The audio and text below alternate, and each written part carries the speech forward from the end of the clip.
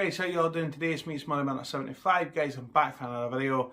So yeah, let's talk about the Livingston game.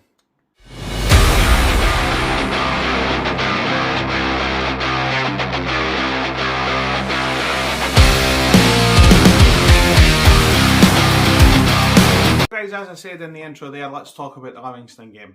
Now, I'm going to be honest, I'm an idiot. I did plan to do a vlog for the game there on Saturday. I had done everything, beforehand. I prepped everything. I went away on Saturday. I got some good clips for the game. And then I remembered when I got home, I didn't turn my camera on. So I am an idiot. So what I'll do just now, I will play the highlights that I got for the game for you just now. Come back in a minute and I'll just give you my thoughts on the game, okay? So here's what I got for Saturday. When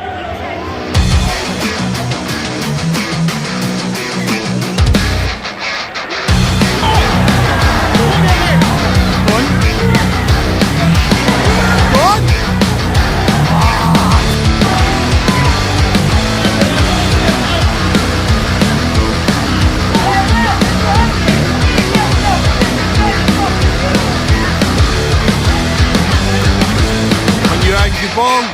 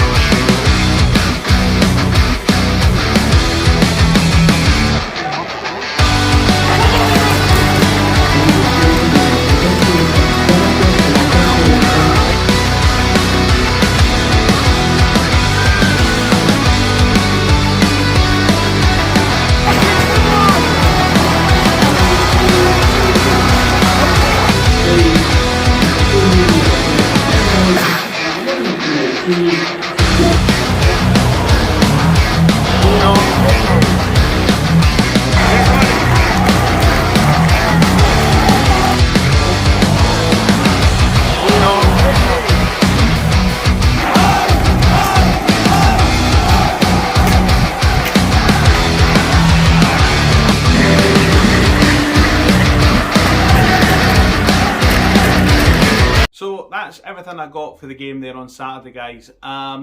Okay, so I'm just gonna quickly run through everything I thought of the game on Saturday. First and foremost, fucking phenomenal 3 points for us. There's no other words I can use for that. It was a really, really good performance by us. It started quite slowly. We did go deservedly 1-0 down. But after that, and after we went 1-0 down, there was only one winner in that game. Hibs completely took over on what is a difficult pitch at Almondvale, Christ, I'm showing my age now, at the Tony Macaroni. It is a really difficult pitch, but we took over. We played really good football at times. Johan looks a different player than what he was a couple of weeks ago. Fish is playing well, Hanlon's playing well right now. Cadden seems to be a different player. It was nice to see the big fella come on and score a goal right at the end there, because him and Nisbet coming on were a breath of fresh air on Saturday. And as I say, first and foremost, it was a phenomenal performance. For going down really early over pretty basic route one football. That's what I meant to say. Route one football for Livingston. That Joel Newbley always seems to have a good game against Hibs. The goal was phenomenal. I've heard a lot of people kind of criticise Marshall that he should have done a bit better, but my argument to that is there was no way he could have done better there. After that, as I say, we completely took over. The match was just one-way traffic after that. Livingston, I actually didn't think realised how bad the predicament they found themselves in. I was very surprised with just how easy they made it for us. Bearing in mind, Livingston, before the last two games against us, Saturday included, Livingston had won the last 4 games against us. That's not to be forgotten. And then we go on and we put a performance like that. Phenomenal. As I say, the performance here mirrored the game that we played them against at Easter Road, where we beat them 4-0 on Christmas Eve, I think it was. So, you know, that was just phenomenal. I think everybody connected with the club right now, that was just, it was a perfect touch to what's been a really, really difficult week. Obviously, with the passing of Ron Gordon, that performance, I think, was for him. Obviously, we're going to have a big performance tomorrow night against Rangers as well, but I'll get on to that in a minute. But as I say, my thoughts for the game, I could not pick out a man of the match. I thought they were phenomenal. From start to finish, I thought Hibs were absolutely brilliant.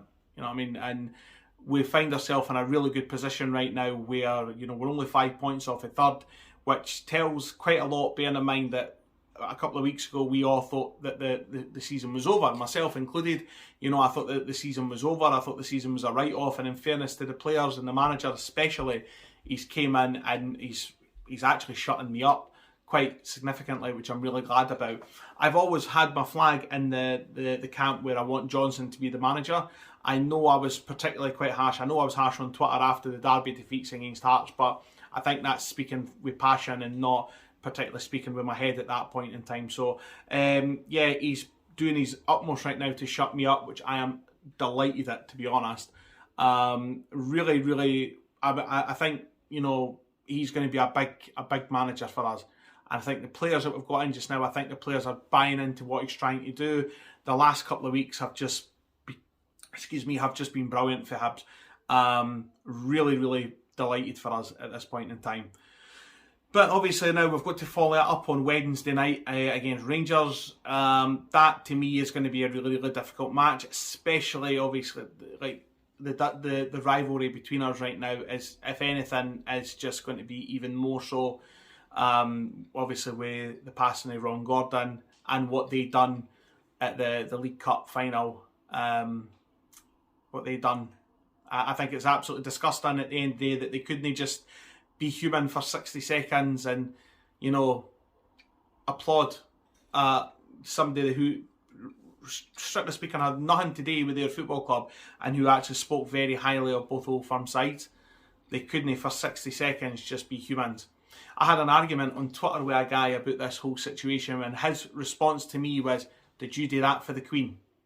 Now, strictly speaking, no, I didn't honour the minute silence for the Queen. I turned my back on it.